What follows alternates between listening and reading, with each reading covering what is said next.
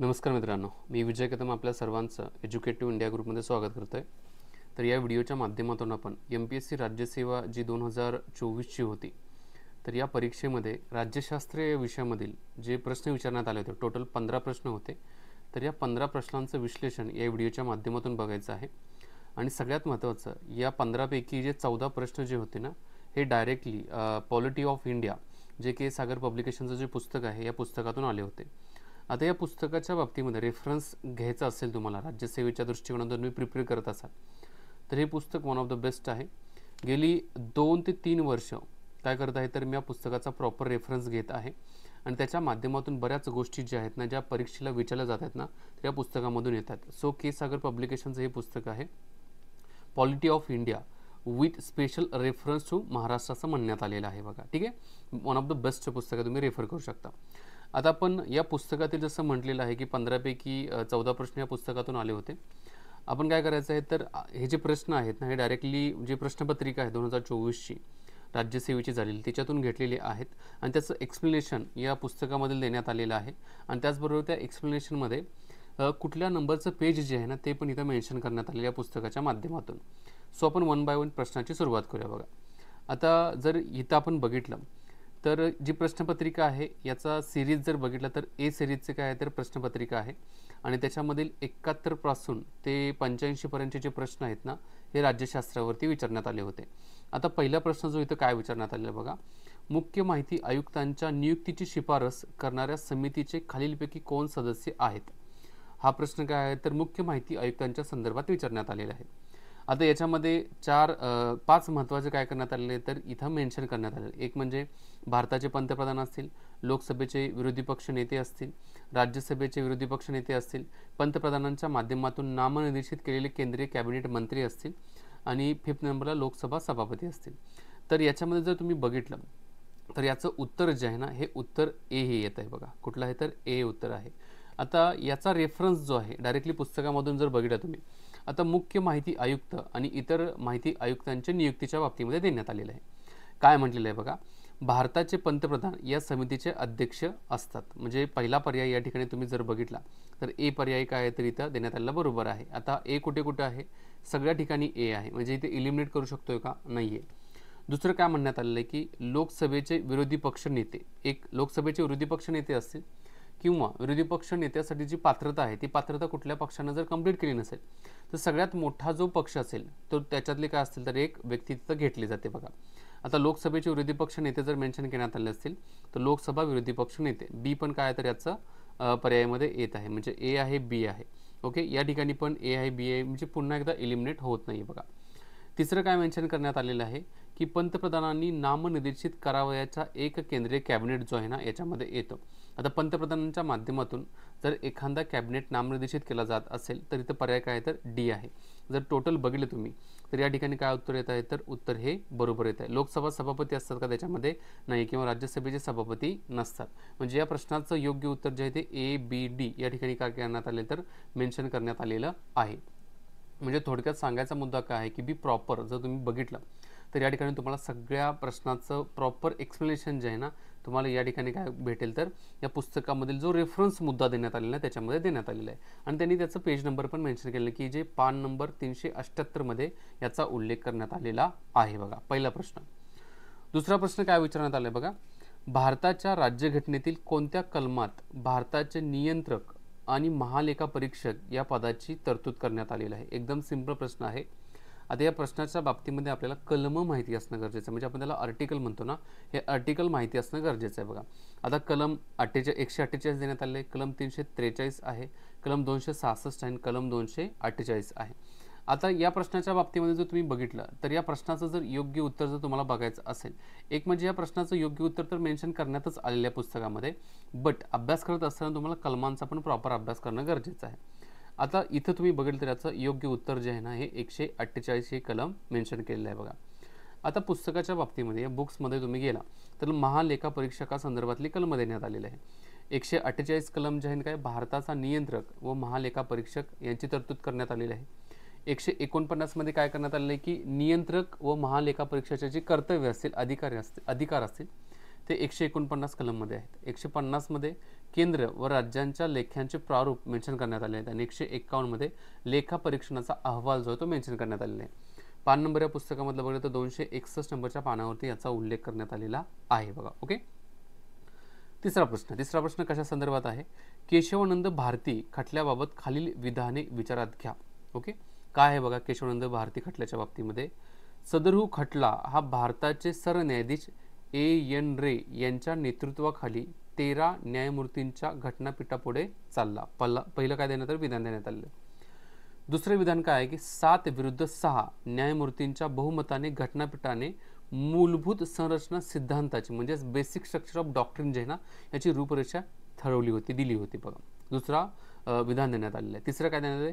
या खटल्याने गोलकनाथ प्रकरणातील निर्णय जो आहे तो बदलला गेला असं म्हणण्यात आलेलं आहे. आणि चौथं विधान जे आहे ते सदरहू खटला हा न्यायालयीन सक्रियतेचे उदाहरण म्हणून लावले जाते, म्हणजे उदाहरण म्हणून बघितले जाते बघा. ओके. आता या प्रश्नाच्या बाबतीमध्ये तुम्ही बघितलं तर 1973 मध्ये गोलकनाथ खटला झालेला होता. 1973 मध्ये स्वामी केशवानंद भारती विरुद्ध केरळ राज्य हा खटला झालेला होता बघा. आणि त्याच्या संदर्भातच काय करण्यात आले तिथं काही विधानं देण्यात आलेले आहेत. आता याचं जर योग्य उत्तर जर बघितलं तर योग्य उत्तर याचं काय आहे तर BCD आहे. आता BCD हे बिनचूक उत्तर म्हणण्यात आलेले आहे. आता थोडं याचं आपण काय करू तर स्पष्टीकरण बघूया. स्पष्टीकरणामध्ये काय मेन्शन करण्यात आले बघा. स्वामी केशवानंद भारती विरुद्ध केरळ राज्य हे 1973ची काय तर केस आहे. या केसच्या बाबतीमध्ये काय म्हणण्यात आले की सर्वोच्च न्यायालयाच्या 13 न्यायाधीशांच्या खंडपीठापुढे हे प्रकरण आले होते बघा. किती न्यायाधीश होते तर 13 न्यायाधीश होते. म्हणजे तुम्ही जर या ठिकाणी जर गेला या प्रश्नामध्ये तुम्ही गेला तर तुमच्या लक्षात येईल इथं मेन्शन करण्यात आलेलं आहे की 13 न्यायमूर्ती होते का तर 13 न्यायमूर्ती होते. बट हा सदरहू खटला हा भारताचे सरन्यायाधीश A.N. रे यांच्या नेतृत्वाखाली घटनापीठापुढे आलेला होता का? नाहीये. हा त्यांच्या समोर काय नव्हता तर आलेला नव्हता बघा. ठीक आहे.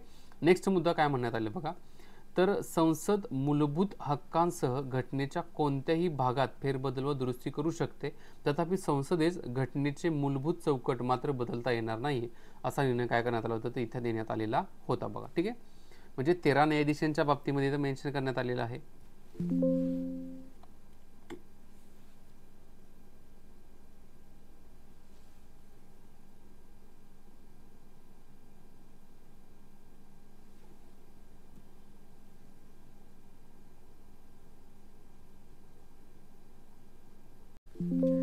त्याचबरोबर दुसरा मुद्दा काय होता बघा. घटनेचे श्रेष्ठत्वमध्ये काय म्हटलेलं आहे?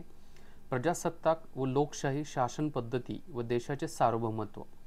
आणि तिसरा घटनेचे निर्धर्मीय व संघराज्यीय स्वरूप, विधिमंडळ व न्यायालये यांच्या अधिकारांची विभागणी असेल, व्यक्तीची प्रतिष्ठा असेल, राष्ट्राची एकता आणि एकात्मता ही 6 तत्वे घटनेच्या मूलभूत तत्वे म्हणून काय करण्यात आली ठरवण्यात आलेली होती. आता याचा रेफरन्स जर बघितला तर या पुस्तकामधील 107 नंबरच्या पानामध्ये याचा रेफरन्स देण्यात आलेला आहे. ठीक आहे.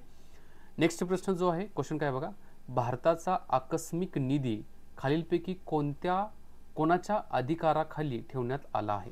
आता भारताचा आकस्मिक निधी जो असतो म्हणजेच इमर्जन्सी फंड जो आहे, आता पर्यायामध्ये भारताचे नियंत्रक व महालेखा परीक्षक, दुसरा भारताचे राष्ट्रपती, तिसरा भारताची संसद आणि चौथा भारताचे पंतप्रधान. याचं सिंपल उत्तर जे आहे ते भारताचे राष्ट्रपती यांच्या काय करण्यात आलं होतं तर अधिकाराखाली भारताचा आकस्मिक निधी ठेवण्यात आलेला असतो.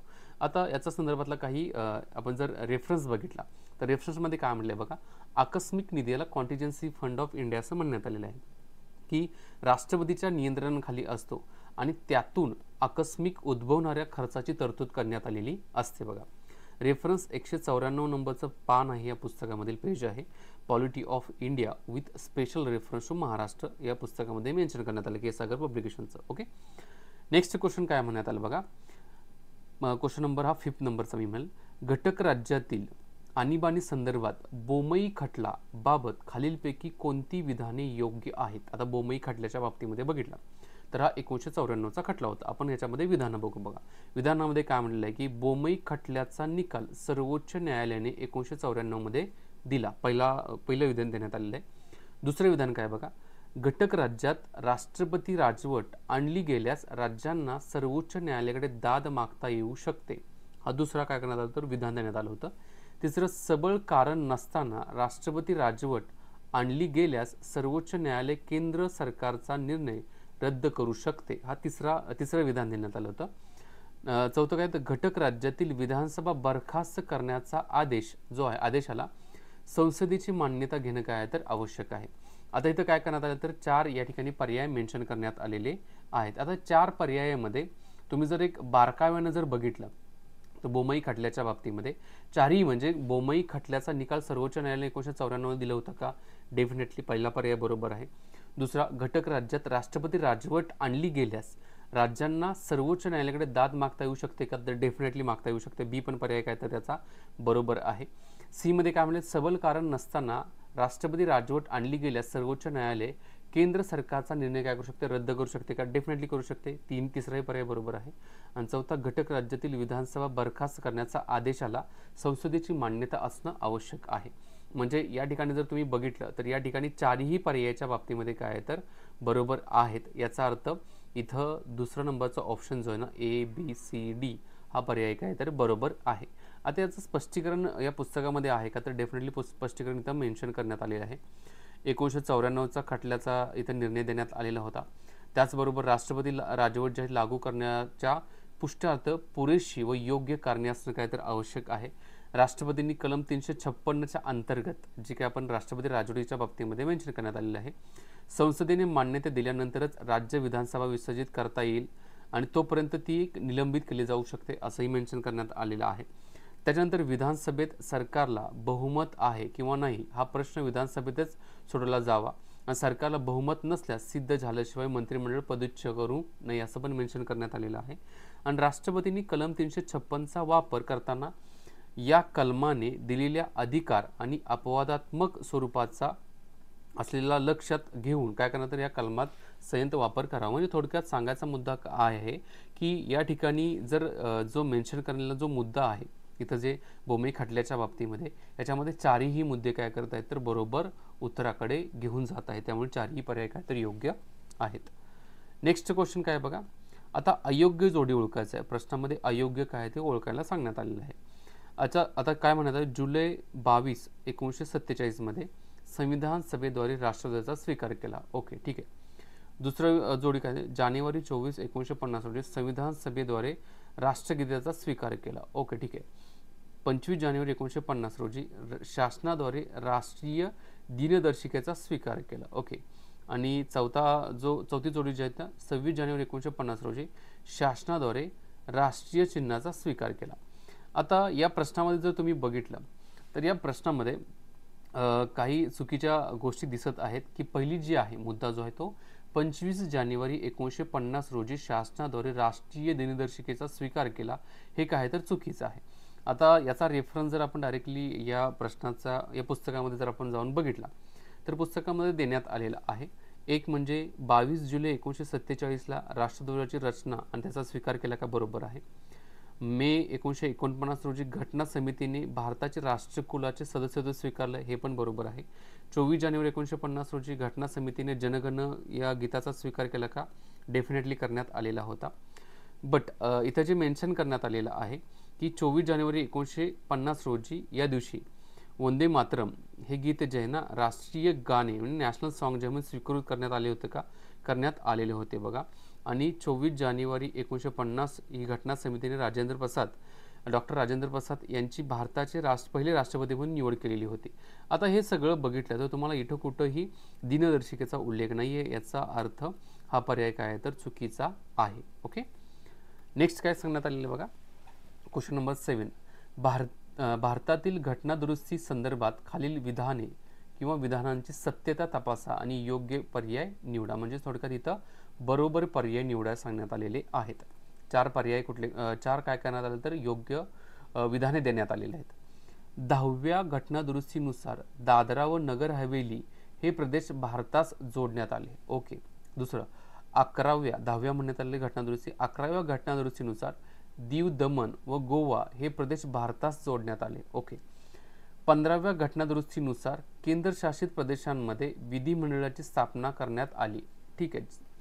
आणि फोर्थ नंबरचं विधान जे आहे 22व्या घटनादुरुस्तीनुसार मेघालय या राज्याची निर्मिती करण्यात आली. आता पर्यायी उत्तर या ठिकाणी काय करण्यात आले तर मेन्शन करण्यात आलेले आहेत. आता तुम्ही थोडं काय केलं तर या प्रश्नाला थोडं बारकाईने बघितलं. अभ्यास करत असताना बारकावा पण काय तर खूप महत्त्वाचा आहे. योग्य आणि सटीक अशा पद्धतीत जर उत्तर शोधायचं असेल तर अभ्यासामध्ये बारकावा असणं काय तर गरजेचा आहे. आता या प्रश्नाचं जर योग्य उत्तर जर बघितलं तर ए आणि डी हे काय तर योग्य उत्तर आहे. काय ए आणि डी? 10व्या घटनादुरुस्तीनुसार दादरा व नगर हवेली हे प्रदेश भारतास जोडण्यात आले. हा एक पर्याय बरोबर आहे. आणि 22व्या घटनादुरुस्तीनुसार मेघालय राज्याची निर्मिती करण्यात आली. याचा रेफरन्स आहे का तर या पुस्तकामध्ये त्याचा रेफरन्स देण्यात आलेला आहे. जसं की त्रिपुरा हे 20वे आणि मेघालय हे 21व्या राज्याची निर्मिती जी आहे ना ही करण्यात आलेली होती. त्याच्यानंतर 22वी घटनादुरुस्ती 1969 रोजी झालेली होती. आसाम राज्यांतर्गत मेघालय राज्याची स्वायत्ता म्हणून स्थापन करण्यात आलेली होती. म्हणजे हा पर्याय काय तर आपल्याला बरोबर दाखवत आहे. ओके. आणि त्याचबरोबर जे 10व्या घटनादुरुस्तीमध्ये दादरा नगर हवेलीच्या बाबतीमध्ये जे आहे ना त्याच्या बाबतीमध्ये पण या ठिकाणी काय करण्यात आले तर उल्लेख करण्यात आलेला आहे. म्हणजेच या ठिकाणी जे 82 नंबरचं जे पेज आहे या 82 नंबरच्या पेजमध्ये याचा उल्लेख केलेला आहे. ओके. नेक्स्ट क्वेश्चन काय बघा. केंद्रीय माहिती आयोगामध्ये एक मुख्य माहिती आयुक्त आणि जास्तीत जास्त किती माहिती आयुक्तांचा समावेश असेल? पर्यायामध्ये 5 माहिती आयुक्त, 10 माहिती आयुक्त, 6 माहिती आयुक्त, 8 माहिती आयुक्त. याचं योग्य उत्तर जे आहे ना 10 माहिती आयुक्तांच्या बाबतीमध्ये आहे. आता याचा पण रेफरन्स तुम्हाला या पुस्तकामध्ये पाहायला भेटेल. पुस्तकामध्ये काय मेन्शन केलेलं आहे बघा की एक म्हणजे जे केंद्रीय माहिती आयोगाची जी रचना आहे पुढीलप्रमाणे देण्यात आले. एक म्हणजे मुख्य माहिती आयुक्त याच्यामध्ये असेल. दुसरं आवश्यक वाटतील तितके पण 10 पेक्षा जास्त नसतील असं मेन्शन करण्यात आले. म्हणजे जास्तीत जास्त किती असतील तर 10 असतील. जे अदर माहिती आयुक्त आपण म्हणतो ना इन्फॉर्मेशन कमिशनर जे आहेत त्यांच्या बाबतीमध्ये याचा उल्लेख जो आहे तो पेज नंबर 378 मध्ये करण्यात आलेला आहे. नेक्स्ट क्वेश्चन आहे काय बघा. भारताच्या नागरिकत्वासंदर्भात खालीलपैकी योग्य विधाने कोणती असं म्हणण्यात आले आहे? भारतामध्ये एकल नागरिकत्व पद्धत आहे का तर आहे. राज्याचं वेगळं नागरिकत्व असतं का? नाही. म्हणजे पर्याय एक आहे तर बरोबर दाखवलं जात आहे. नागरिकत्व कायदा 1955 साली संमत करण्यात आलेला होता. बरोबर. नागरिकत्व कायदा जो 1955 साली संमत करण्यात आलेला होता. आता भारतीय राज्यघटनेचा भाग 4 काय करत आहेत तर नागरिकत्वासंदर्भात तरतूद करत आहे. आता याच्या बाबतीमध्ये काय होतं तर मुद्दा तयार होते बघा. आता इथं मुद्दा जे पुस्तकाच्या बाबतीमध्ये दुसऱ्या भागामध्ये भारतीय राज्यघटनेचा दुसऱ्या भागात कलम 5 पासून 11 पर्यंत नागरिकत्वासंदर्भात तरतूद करण्यात आलेल्या आहेत. याचा अर्थ दुसऱ्या भागामध्ये जर याचा उल्लेख केला असेल तर मला सांगा की जे 4 नंबरचं जे म्हणण्यात आलेलं आहे की म्हणजे जे मुद्दा काय सांगण्यात आलेला आहे की भारतीय राज्यघटनेच्या भाग 4 मध्ये नागरिकत्वाची तरतूद आहे. हा मुद्दा बरोबर आहे का? नाही आहे. म्हणजेच हा पर्याय काय आहे तर हा चुकीचा आहे. योग्य उत्तर काय आहे तर ए आणि बी ह्याचं काय तर योग्य उत्तर आहे. याचाही रेफरन्स आपल्याला काय करत आहे तर या पुस्तकाच्या मध्ये दिसत आहे. 1955चा कायदा आहे का? 1955चा कायदा इथे मेन्शन करण्यात आले. पेज नंबर 94, 95, 99 या ठिकाणी काय करण्यात तर याचा उल्लेख करण्यात आलेला आहे. ओके. त्याच्यानंतरचा नेक्स्ट क्वेश्चन. राज्यघटनेतील कोणती कलमे आपल्या देशातील निवडणूक व्यवस्थेसाठी तरतूद करतात? कलम 124 पासून 128 पर्यंत, कलम 324 पासून 329 पर्यंत, कलम 256 पासून 259 पर्यंत, कलम 274 पासून 279 पर्यंत. तर याचं सिंपल उत्तर जे आहे की निवडणुकीच्या बाबतीमध्ये जे मेन्शन करण्यात आलेलं आहे कलम 324 पासून 329 पर्यंत. 324 जे आहे निवडणुकांच्या बाबतीमध्ये अधीक्षण, निर्देशन आणि नियंत्रण याच्या बाबतीमध्ये. 325 मध्ये धर्म, वंश, जात, लिंग याच्यामध्ये कुठल्याही प्रकारचा भेदभाव केला जाणार नाही मतदारांच्या बाबतीमध्ये. 326 लोकसभा आणि राज्यसभेच्या विधानसभा निवडणुकीच्या संदर्भात आहे. 327 जे आहे ते विधानसभेच्या विधानमंडळ निवडणुकीच्या बाबतीमध्ये आहे. 328 विधानमंडळाच्या निवडणुकीबाबत तरतूद करण्याचा राज्य विधिमंडळाचा अधिकार असेल. 329 जे आहे ना निवडणुकीविषयक बाबींमध्ये हस्तक्षेप करण्यास न्यायालयाला काय तर विरोध आहे असं काहीतरी कलम 324 पासून 329 पर्यंत मेन्शन केलेलं आहे. आणि पेज नंबर जर बघितले तर 341 नंबरच्या पानावरती याचा उल्लेख करण्यात आलेला आहे.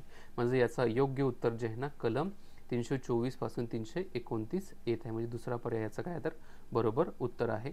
आणि त्याच्या संदर्भातच काय करण्यात आलेले तर माहिती देण्यात आलेली आहे बघा. नेक्स्ट क्वेश्चन काय आहे बघा. भारतीय राज्यघटना धर्मनिरपेक्ष राज्य स्थापित करते. म्हणजेच काय म्हणण्यात आलं की राज्य रोजगाराच्या बाबतीत धर्माच्या आधारावर भेदभाव करते. सिंपल, नाही करत आहे. धर्माच्या आधारावर ते कुठल्याही प्रकारचा भेदभाव केलेला नाहीये. ओके, म्हणजे या ठिकाणी जर आपण बघितला तर पहिला पर्याय जो देण्यात आलेला आहे ना, तर पहिल्या पर्याय या ठिकाणी काय होतं, खारिज केला जात आहे. खारिज केला म्हणजे ए हे काय तर उत्तर चुकीचं आहे. तुम्ही जर इलिमिनेशन टेक्निकच्या माध्यमातून जर तुम्ही या ठिकाणी गेला तर तुम्हाला काय भेटेल, तर त्याच्या बाबतीमध्ये योग्य असं पर्यायाचं उत्तर पाहायला भेटू शकतं बघा. ओके, एक मिनिट. ओके, हां, या ठिकाणी म्हणजे ए पर्याय काय तर चुकीचा. ए चुकीचा असेल तर हा पर्याय चुकीचा आहे, हा पर्याय चुकीचा आहे. राज्याने कोणत्याही विशिष्ट धर्माला अग्रक्रमाने वागणूक देण्याचे टाळणे, हे काय तर बी हे बरोबर आहे.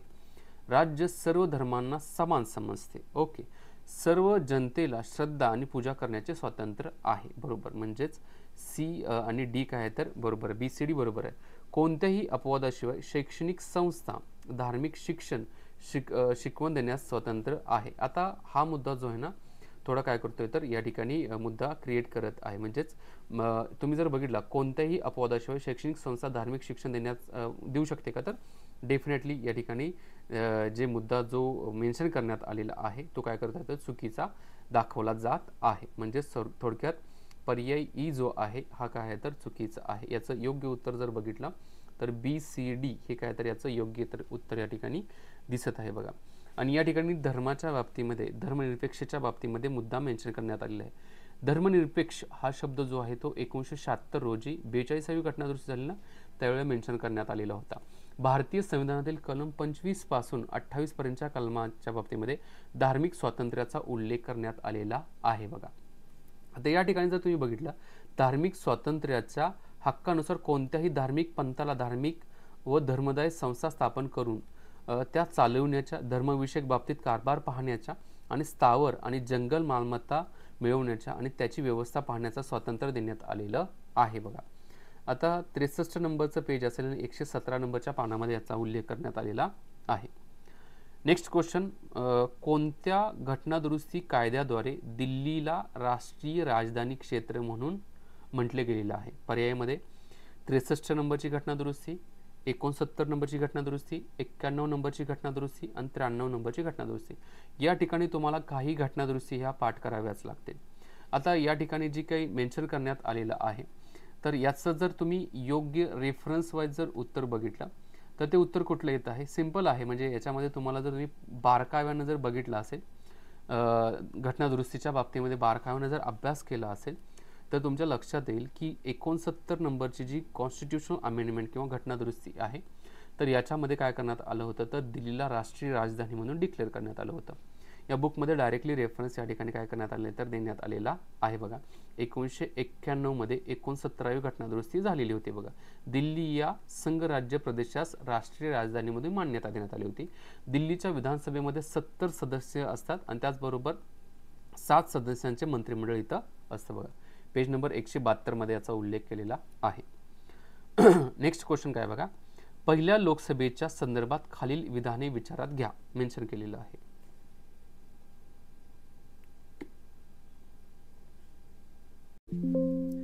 आता या ठिकाणी पर्याय कुठले कुठे दिलेत बघा. एक म्हणजे पहिल्या लोकसभेच्या बाबतीमध्ये 25 ऑक्टोबर 1951 ते 21 फेब्रुवारी 1952 या कालावधीत झालेल्या भारताच्या पहिल्या सार्वत्रिक निवडणुकीनंतर 17 एप्रिल 1952 रोजी पहिल्यांदा लोकसभेची स्थापना करण्यात आली. पहिला विधान देण्यात आलेले आहे. दुसरे विधान काय बघा, पहिल्या लोकसभेचे पहिले अधिवेशन 13 मे 1952 रोजी सुरू झाले. तिसरं, पहिल्या लोकसभेने आपला कालावधी पूर्ण केला आणि ते 1 एप्रिल 1957 रोजी काय झाली होती तर विसर्जित झाली होती. आणि चौथं विधान जे आहे ना, श्री जी व्ही मावळणकर हे पहिल्या लोकसभेचे उपसभापती होते.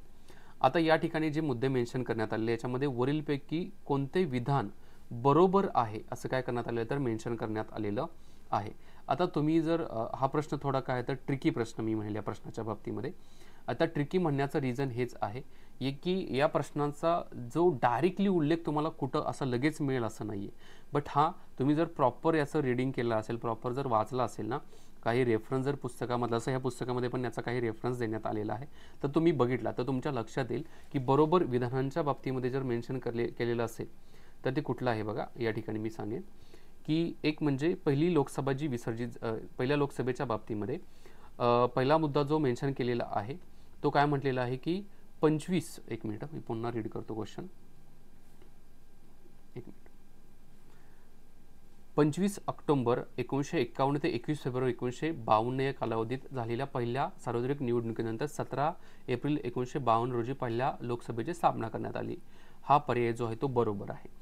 आणि दुसरा, पहिल्या लोकसभेचे पहिले अधिवेशन 13 मे 1952 सुरू झालेले होतं. हा पण पर्याय बरोबर आहे. आता जी.व्ही. मावळणकर उपसभापती होते का लोकसभेचे? नाही, हा पर्याय काय तर चुकीचा आहे. लोकसभेचे पहिले जो कालावधी पूर्ण झाल्यानंतर लोकसभा विसर्जित जी 1957 झाली, हा पण पर्याय काय तर चुकीचा आहे. तेच या ठिकाणी मेन्शन करण्यात येईल. आता पहिले लोकसभेचे अध्यक्ष गणेश वासुदेव मावळणकर होते बघा, म्हणजेच उपसभापती होते ना, काय ते सभापती होते. 15 ऑगस्ट 1952 ते 27 फेब्रुवारी 1956 पर्यंत होते. आणि M.A. अय्यंगार जे होते 56 पासून 57 पर्यंत होते बघा. आता हेच काय करण्यात आले, या ठिकाणी मेन्शन करण्यात आलेलं आहे. काही मावळणकरांच्या बाबतीमध्ये मुद्दा मांडण्यात आलेला आहे की ते जी.व्ही. मावळणकर जे होते गुजरातमधील होते. पहिले उपाध्यक्ष ठरण्याचा मान जो आहे अनंत शयम अय्यंगार यांना देण्यात आलेला होता बघा. ठीक आहे. 1946 पासून 1956 पर्यंत लोकसभेचे अध्यक्ष हे कोण होते? जी.व्ही. मावळणकर होते बघा. 228 आणि 230 नंबरच्या पेजमध्ये याचा रेफरन्स देण्यात आलेला आहे. नेक्स्ट क्वेश्चन काय बघा, भारतातील विविध राष्ट्रीय आयोगांच्या संदर्भात खालील तरतुदी विचारात घ्या असं म्हणण्यात आलेलं आहे. काय म्हटले बघा, भारतीय राज्यघटनेच्या कलम 339 नुसार अनुसूचित जाती आणि जमातीसाठी राष्ट्रीय आयोगाची स्थापना करण्यात आली. बरोबर आहे का? ठीक आहे, ओके. आपण हे विधान ज्यावेळेला आपण क्वेश्चनचं उत्तर बघणार आहे ना, आन्सर बघणार आहोत, त्यावेळेला काय करू तर याचा थोडा रेफरन्स घेणार आहोत बघा. आता एक म्हणजे अनुसूचित जाती जमातीच्या बाबतीमध्ये आयोगाची स्थापना करण्यात आली होती. हे विधान जे आहे ना, या विधानाच्या बाबतीमध्ये मुद्दा जो आहे तो बरोबर आहे, पण थोडं कलमाच्या बाबतीमध्ये थोडं काय दिसतंय तर वरखालीपणा पाहायला भेटतोय बघा. ओके. दुसरा मुद्दा काय बघा, राष्ट्रीय महिला आयोग अधिनियम 1990 नुसार राष्ट्रीय महिला आयोगाची स्थापना करण्यात आली. ओके. तिसरे विधान, राष्ट्रीय अल्पसंख्याक आयोग अधिनियम 1992 नुसार राष्ट्रीय अल्पसंख्याक आयोगाची स्थापना करण्यात आली. ठीक आहे. आणि 27 डिसेंबर 1993 रोजी राष्ट्रीय मानवाधिकार आयोगाची स्थापना करण्यासंदर्भात अध्यादेश काढण्यात आलेले होते. आता या प्रश्नाच्या उत्तराच्या बाबतीमध्ये जर तुम्ही म्हणाल तर याचं जर योग्य उत्तर तुम्ही बघितलं तर बी आणि डी काय करत आहे तर याचं योग्य उत्तर इथं मेन्शन केलं. बी आणि सी याचं योग्य उत्तर आहे, म्हणजे हे आहे. काय बघा, एक राष्ट्रीय महिला आयोग जो आहे 1990 नुसार राष्ट्रीय महिला आयोगाची स्थापना करण्यात आली होती, बरोबर आहे. आणि सी मध्ये काय, राष्ट्रीय अल्पसंख्याक आयोगाचा अधिनियम 1992 नुसार राष्ट्रीय अल्पसंख्याक आयोगाची स्थापना करण्यात आली होती. हे बी आणि सी बरोबर आहे. तुम्ही जर या ठिकाणचा जर रेफरन्स वाचला, या पुस्तकामधील पेज नंबर 325, 360 आणि 359चा जर रेफरन्स वाचला तर 1990 मध्ये राष्ट्रीय महिला आयोग कायदा जो आहे तो संमत करण्यात आलेला होता, बरोबर आहे. त्याच्यानंतर वैधानिक दर्जा जो राष्ट्रीय अल्पसंख्याक आयोगाच्या बाबतीमध्ये जो वैधानिक दर्जा जो आहे ना, हा 1992 मध्ये सरकारने अल्पसंख्याक आयोगाचा कायदा केला आणि या कायद्या अंतर्गत 17 मे 1993 रोजी अल्पसंख्याकांसाठी राष्ट्रीय आयोगाची स्थापना करण्यात आली होती बघा. किती? 17 मे 1993 रोजी राष्ट्रीय अल्पसंख्याक आयोगाची स्थापना करण्यात आलेली होती. ठीक आहे. त्याच्यानंतरचा शेवटचा प्रश्न जो आहे, कोणते कलम उच्च न्यायालयांना मूलभूत अधिकारांच्या अंमलबजावणीसाठी निर्देश जारी करण्याचा अधिकार देते? आता या ठिकाणी जर तुम्ही कलम बघितलं, म्हणजे कलमाचा जर प्रॉपर जो तुमचा अभ्यास असेल ना, तर त्याच्यामध्ये तुम्हाला डायरेक्टली या उत्तरापर्यंत तुम्ही जाऊ शकता की कलम 226 जे आहे ना, याच्या माध्यमातून उच्च न्यायालयांना मूलभूत अधिकारांच्या अंमलबजावणीसाठी निर्देश जारी करण्याचा काय करण्यात आलेला तर अधिकार देण्यात आलेला आहे. कुठलं कलम आहे तर कलम 226 मध्ये याचा उल्लेख केलेला आहे बघा. ओके.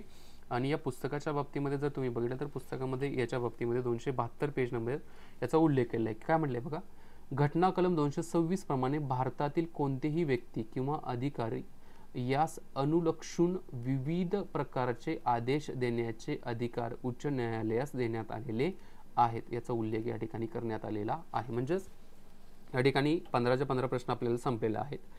15 पैकी 14 प्रश्न डायरेक्टली त्या पुस्तकातील होते. एक प्रश्न जो होता तो काय होता तर थोडे डिपेंडंट क्वेश्चन विचारण्यात आला होता. तर अशा प्रकारचं काय आहे तर या ठिकाणी विश्लेषण देण्यात आलेलं आहे. वन ऑफ द बेस्ट पुस्तक आहे, तुम्ही रेफर करू शकता. आणि त्याचबरोबर या ठिकाणी आपण 15 प्रश्नांचं प्रॉपर काय केलं तर एक्सप्लेनेशन बघितलेलं आहे. ठीक आहे, मी या ठिकाणी थांबतो. अशा प्रकारच्या नंबर ऑफ व्हिडिओसाठी चॅनलला सबस्क्राईब नक्की करा. जय हिंद मित्रांनो.